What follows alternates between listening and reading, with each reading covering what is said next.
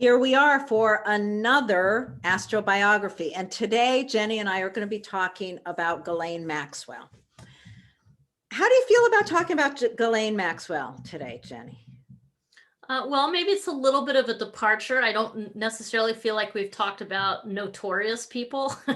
We mostly talk about people who are, I don't know, making perhaps more positive change. But I think it's important to talk about these things as well. So I think that it's good that we're doing this. Yeah. I think it's interesting. We've been having a little bit of a conversation before we started the recording about just that, do we want to focus on someone who is clearly in a very negative light, or do we just want to focus on really positive people? And I think a mix of those two is really important, because the chart does not tell us if a person is going to live this life in a really positive manner or a really negative manner. We all have those points in our life where we personally make those choices.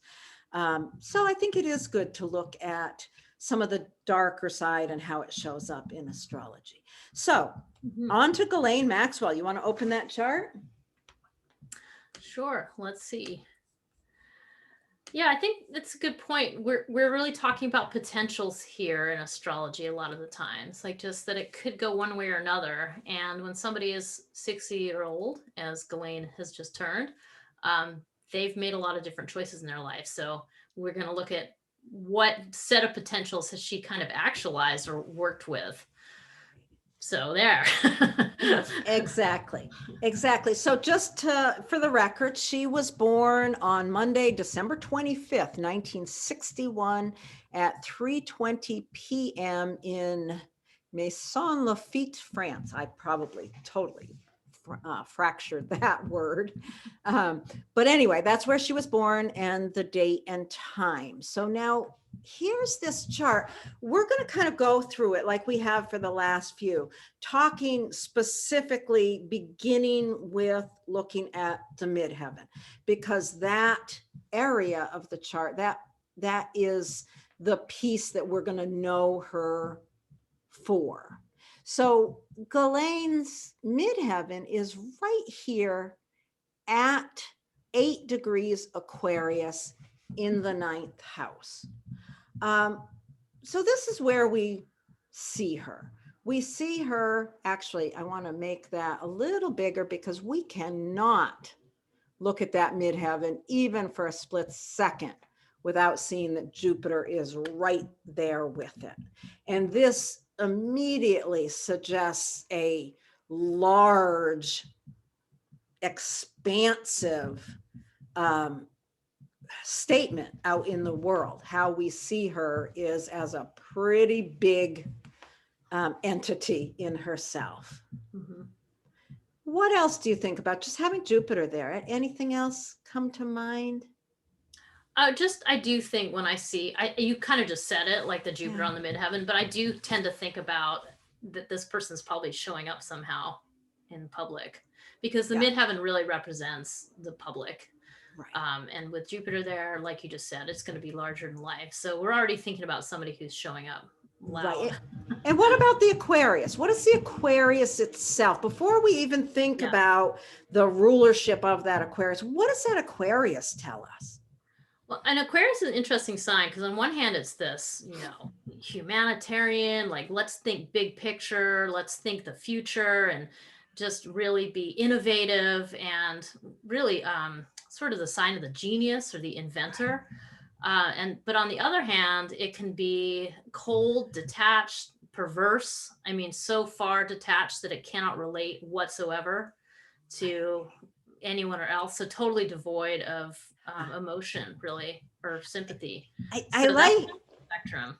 Yeah, I like that. The what you just said about the inability to relate. And with Jupiter right there, what that makes me think of as you're saying that is just the wealth that she was born into, which she really, I'm sure, looking at this chart, working with this chart, and thinking about that inability to relate because of that the wealth involved in that Jupiter right there. Yeah, totally good point. That's Um, interesting. Yeah. And the midheaven can also relate to a parent. So it doesn't, and it's not necessarily the father or the mother. I think in modern times we can think of it as the most visible parent. And I do think that her father was definitely the most visible parent in her case. And as you will see, had a pretty big impact on her life, not for the better. So that's another part of this. And then, because with this rulership, I'm going to tend to work with the traditional rulerships. So the traditional ruler of Aquarius is Saturn, and Saturn is also technically conjunct. Is it technically conjunct the midheaven? I guess not quite, but it's close. But there's Saturn there in Capricorn, in its own sign, in the sign of its rulership. Saturn often also relates to the father. And what else is unusual about this Saturn? That the Saturn makes no other context to anything else in the chart. So it's an unaspected Saturn.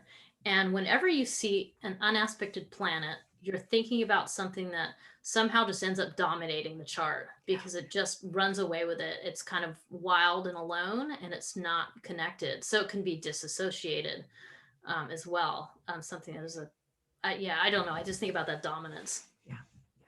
Saturn unaspected is, to me, it's very interesting. And you can see that when you look at a chart right down here. If you look at the grid, here we see that Saturn makes no aspects. It doesn't even make any aspects to the nodes or Chiron or the ascendant or midheaven.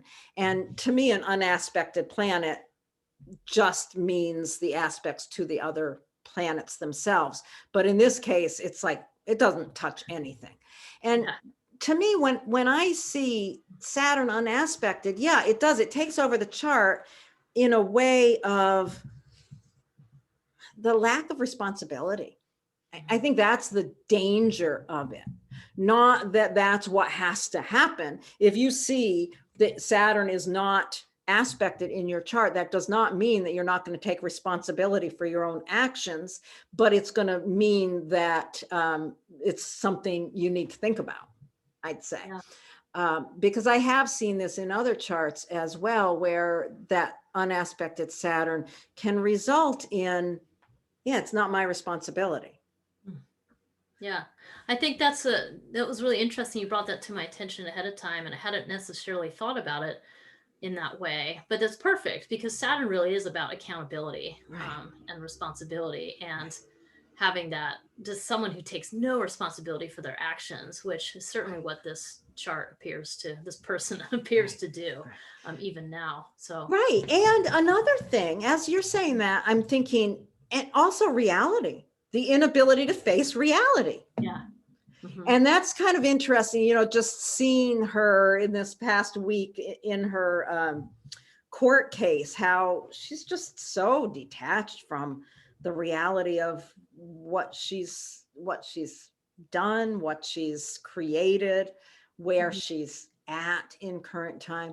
So I think this is so important, all of this. And then that Saturn also, aside from ruling the midheaven and the 9th house, it also is ruling the 8th house of other people's values. Mm-hmm. Yeah. Which is where she's got a ton of her planets. Mm-hmm.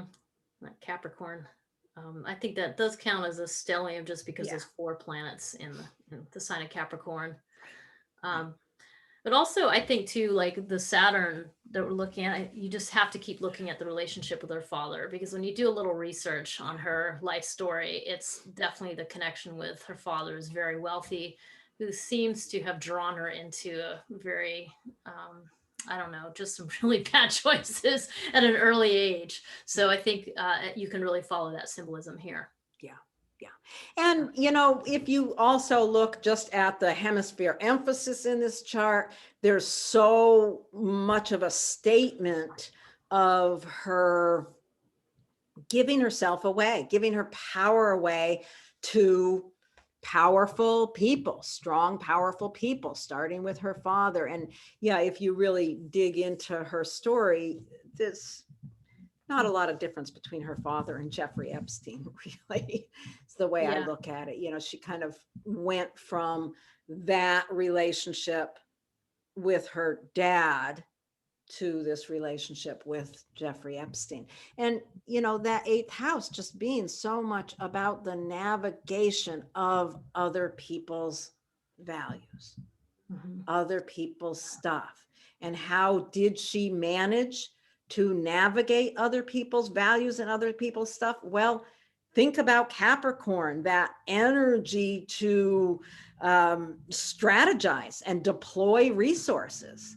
And really, in being convicted of being a sex trafficker of young girls, what was she being accused of? She was being accused of organizing and strategizing that whole system that was providing him with young girls. She was doing very well her job. Mhm. Yeah. She And was she quite was also, efficient at it. yeah, I mean, beyond efficient. Right. So Right. calculating. But she also was known as Jeffrey Epstein's organizer in general, like for that whole part, but also his business, his household. She was responsible for the hiring and firing of employees. I mean, she really was the person doing all the nuts and bolts of Yeah. whatever else he was doing. And Yeah. she struck fear in the hearts of a lot of the people that worked for him and Yeah. for them. Yeah. So yeah, she was unfortunately doing her job really well. And I think that kind of takes us into, you ready to start talking a little more about the sun, Lori? Sure. Yeah. Because Sure. I feel like what you said earlier about just the giving away of herself. I think you can say safely here, you have a lot of symbols for the father, but you also have a lot of symbols for males in general, In general, yeah. masculinity. Yeah. So with Mars right next to her sun in Capricorn, Yeah. you're thinking that that's where she gave away her power. Yeah. And that's what she was doing. So, but the sun in Yeah. Capricorn is, yeah, is And potent. Mars is so interestingly placed in this chart. For one thing, because it's a day chart, it's the most challenging. It's considered to be the most challenging planet. It is exactly on the Aries point, which suggests that it's what the person is known for. It's also in Capricorn, it's exalted in Capricorn, and it's the planet that came up over the horizon right before the sun, which just gives it a brushstroke of even more power. So it's a very, very powerful Mars, which, yeah, I mean, if people were afraid of her, that makes sense because she's got so much strength, so Yeah. much authority. The ability to just execute things. So, I mean, whenever I see Mars in Capricorn, Yeah. I always think, whatever this person's doing, they're getting it done because that's what Mars in Capricorn does. And that's why it's considered exalted because it really is in a place where it just can mobilize resources very efficiently and it's very action oriented. So it's well suited towards the cardinal earth sign. Yeah. So, And it's also interesting that it rules both the 11th and the 6th house. So that's like, yeah, this strength, this determination to get it done in the day-to-day, the organizing of a community of people. His household, his girls, whatever. Yeah. Yeah. Wow. Yeah. And then the Leo moon Oh. is kind of the next thing. I mean, we were talking about how, I mean, your moon is always like where some vulnerability is going to show up. And when you have the moon in Leo, you're going to have a lot of potential for insecurity. That's your vulnerability. That's your Achilles heel. And that's because Leo wants to be recognized. It wants to be seen. It wants to be held up. But on the other hand, it's what is fueling that is the incredible insecurity can be part of the Leo profile. Right. So there's that whole, that piece as well. And I think I want to note here in looking at that Leo moon that it is conjunct her north node. And that and I also know she just turned 60. It's not too late for her to make something positive of this life. You know, she's been convicted. She's probably going to spend a lot of time in jail. Her job over the course of her life is to take this coldness up in the world, this cold detachment, and bring it into the warmth through communication. Who knows? Let's say I'm going to state here for the record that I hope in the next 5 years, she comes out with a book, with something that brings her into a different, brings her life into a different perspective for her. Yeah, that's true. I mean, she also kind of has the keys to the kingdom, because she knows who is involved in the sex trafficking rings, who are Right. people that we know, peoples of power, you know, Prince Andrew. I mean, there's a long list Yeah. of other prominent people who are involved. So, I mean, there's also that element of calling to accountability in the echelons Ooh. of power that take advantage of young girls this way. So there's that element too. And that there is some potential for, Uh-huh. I think, redemption in that. But, Wow. you know, who knows? I don't know, because she's got that draw, the South Node up in the ninth house in Aquarius suggests, you know, a struggle with not being able to get out of that more perverse, detached mindset. But she could, She you know, could. she could. I mean, it would work with the moon on a deep emotional level, Yeah. to make a shift like that. But Yeah. it'll be interesting. Well, time will Yeah. tell. Yeah. Time will certainly tell. And yeah, I'm going to hope that for her right now.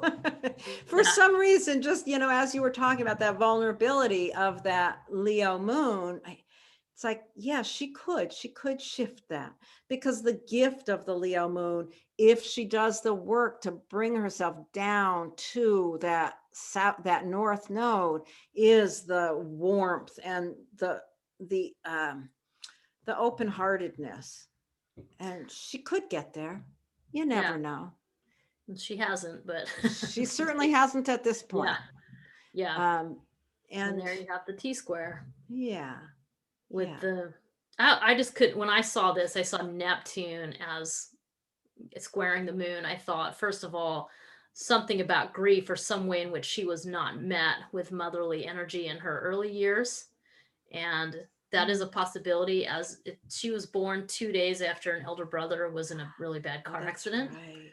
The That's brother was right. in a coma for about 6 years before he passed away. But just picture that. Picture being born into a family, and 2 days later, an older brother is killed. And Yeah, so I your just mother's thought of, not like, there. Yeah, yeah, there's just a Neptune square moon is going to bring in somehow a missing mother figure, yeah, not getting the nurturing one needs, not getting the care one needs at an early age. And so, and also, I just think of Neptune with deception and illusion and spinning yarns, and that's sure what she oof, did. oof. She's was able to lure in these young women by spinning a yarn. I mean, by being sort of fantastical in a way. Yeah. And it's Um, so easy to see. When I look at this chart, one of the things that just jumps out at me is, oh my God, it would be so easy for her to do what she did with this chart. She's got Gemini rising, which just brings in the ability to be friendly and to, you know, to kind of meet people wherever they are in conversation, and to be, you know, the negative side of Gemini rising is really to be duplicitous. And that certainly is a possibility. But then you look at Mercury that rules that ascendant, and look at the aspects to that Mercury. That Mercury forms a beautiful trine to Pluto.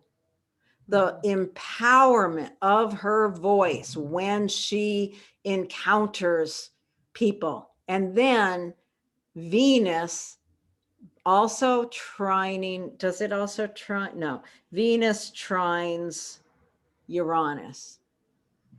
So there's just that ability for her to show up as that sparkling, delightful socialite. And these young girls can get pulled in so easily. I can't imagine how a young woman who with, low self-esteem, whatever, would not be drawn in. Yeah. Yeah. Just very charming, really. Very charming. Yeah. Beautiful, charming. Yeah. And then also Mercury Ooh. sextiles the Neptune, so that Oh, also yes, just that's makes right. it so easy to Yeah. continue, to spin that tail, To spin that draw tail. people into the web. Yeah. Yeah. It's a very powerful chart here. Yeah. Oh, actually, that Neptune is not sextiling Venus. That Sextiles Neptune Mercury. is sextiling Mercury. That's Yeah. right. So that the conversation, that powerful, powerful conversation. And so that Mercury rules not only the first house, her personality, but also the home. You think about the home that she created with Epstein in New York that she was bringing girls to. It was, yes, her place of employment, but didn't she also live there? I don't know. She lived in New York City for many years. Yeah. So yeah. Yeah. Yeah, I mean, for me, it's hard not to want to talk about where this chart's being activated now because she's in the news. I think we'll get to that. But Yeah. is there anything else we want to talk about with the natal chart? Let's see. I think we went all over the place, didn't we? It's hard. Well, things are, like any astrology, things are pretty interconnected. Right. But yeah. Right. It's also that desire to want to understand, like, where does this come from? Why does someone come to this? What makes her tick? Why did she make these choices? So I think that's kind of what you want to lay that out and try to figure that out and crack the code. Yeah. Yeah. I mean, clearly she didn't have to go down this path, but then again, she was primed for it. I think with the complications of Saturn and Mars, the father and the powerful men that kind of controlled her life. If some astrologer had sat down with her when she was really young and talked to her about boundaries, that, the importance with all that stuff in the 8th house, the most important thing she could have done was to really develop her own values and hold on to, develop boundaries and hold on to them. And she didn't do that. She, for whatever reason, wasn't capable or wasn't willing to do that. And, part of it too, you mentioned when we were talking earlier, there's no water in this chart. So there's a real, and I don't want to say everyone with no water has a lack of compassion, but it's a more difficult thing to develop without any water in the chart. Yeah, it really is. Yeah. It means you really have to work hard for it and get, some training, some support. Right. Empathy is something you can learn. It's not inherent. Right. Right. So, and I, as I was looking at this chart, I kept coming back to thinking, about that father figure. And it sounds like he was a pretty horrendous man himself. And I just kept thinking, what if she had been born with a father who had some high integrity and was really a good man? Her choices probably would have been very different.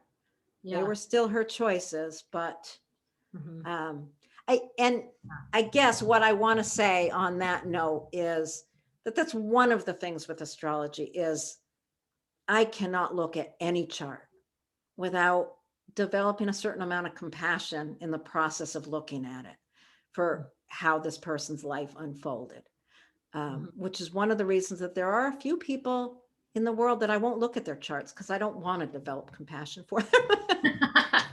Yeah, I was like, I'm not going to name. I know what you mean.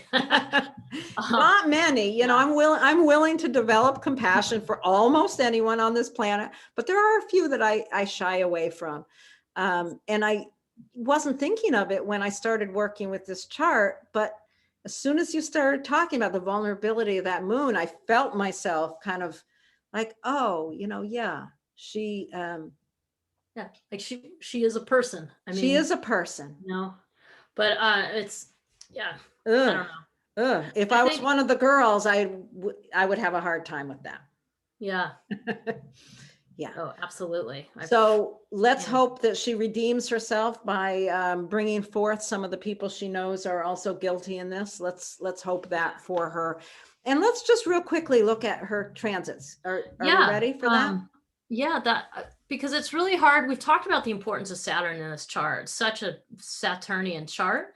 And I think that was looking at her first Saturn return, and that was, first of all, about the time that her father kind of got her involved in some scheme. I don't know whether she's involved or not, like knew she was involved or not at the time, if he kind of duped her into it or whatever, but he had her delivering something for him to New York. And that was in 1990. And then about a year later, her father actually died, and he was found drowned in a harbor, and it was labeled as a suicide, but she believed it to be murder. So think about that as a Saturn return. Wow. This like connection of the father, death of the father. And then 30 years later, or 29 years later, her second Saturn return is when she gets caught and she ends up in jail because it was in 2020. And now Pluto is approaching that Saturn and she's facing prison sentence. So at her first Saturn return, her father duped her into this stuff or whatever and died. Yeah. At her second Saturn return, she got caught with this situation with this other man and he died. They were both labeled suicide and both questionable. Yep, you got it. That's, and that's, wow. It's so important to see how these patterns go. And if she lives another 30 years, comes to her third Saturn return, be interesting to see what that story brings forth. Yeah. And if you tracked all her Saturn transits to Saturn, it would deepen the story as well. Our lives are not linear. They are cyclical. And you can see that so clearly in these patterns. So let's open up. So I'll put this one away so you can open up the other one. I think I can just open it and it'll close that one down. Okay. There we go. Oh no, this, oh right. Well, it kind of makes it not look as good as if you were sharing it. Okay. But stop. There we go. That's okay. Okay, so there's the chart for right now and a few things I wanted to know. Oh, darn. On this copy of her chart, see, this is her in the middle. There's all those planets in Capricorn, and this is where the planets are right now today.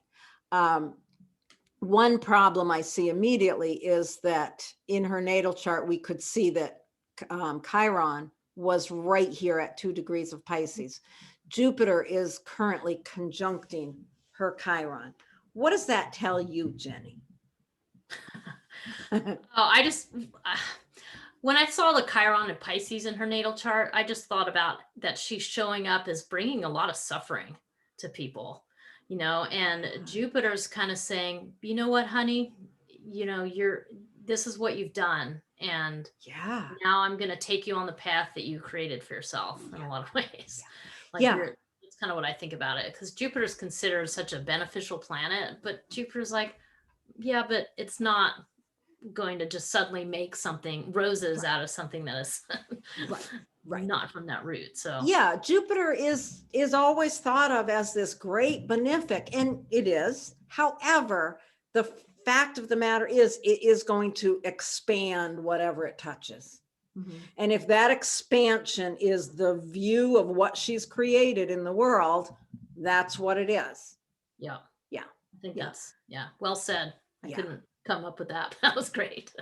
So that's one thing that I notice immediately. And like you said, Pluto is very close to the conjunction with Saturn. That actually doesn't fully come into focus for another year, but it's close enough that it's certainly activated. So what does that do? What what's Pluto conjunct Saturn? It's sort of a generational thing. But because Saturn is so crucial and important and unaspected in her Yeah. chart, it's sort of like that lack of responsibility. Well, guess what? Yeah. I feel like Pluto pulverizes. It really breaks down whatever is in the way of transformation. And this is like, you are going to be held accountable in your lifetime for the things that you've done. Yeah. In her case. So yeah, Pluto, exactly what you said. Pluto destroys whatever is in the way of necessary transformation. yeah. So, she might not make it, but she could turn, because that Saturn rules that 8th house. She could turn on all those other people that she's been protecting. Yeah. She really could with that. I'm getting higher hopes.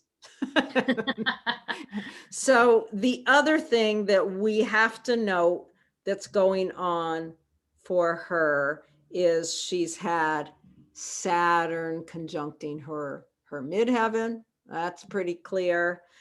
Facing the music, facing the reality that she's created in the world. That seems to be what everything is saying. Yeah. Saturn also opposing her moon. Mm-hmm. Just more of the same. She's between a rock and a hard place, and that Uranus is squaring that same line. And Uranus is cruising to her 12th house. I mean, 12th house is where you move away from society. You're sequestered away from society. It's prison, it's institutions, it's those kinds of things. Uranus is like, it's the awakening planet, and it's kind of waking up her 12th house, bringing her into that 12th house. And the North Node just moved in there. Yeah. The North Node just backed into the 12th house. For the last 2.5 years, the nodal axis has been between the 7th and the 1st, between her and this other person. Now it's in this area of, she's got to go deep. She's alone in a prison cell. Yeah. And her mental health, her physical health are much more exposed or being worked on. Yeah. And the 12th house is also the house of self-undoing. Hidden enemies, which often hidden enemies is yourself. I mean, not all the time, but often. Right. Right. But interesting how Uranus and Saturn are both essentially activating her T square between the Jupiter, Moon, and Neptune T square. So it really is activating that configuration. Yeah, it is really interesting. The one that I like the most is this Pluto conjuncting her Saturn. It's like destroying what she has felt was going to hold her up forever. Ooh, that's powerful stuff. Yeah. Okay. Anything else about that you want to look at, or are we?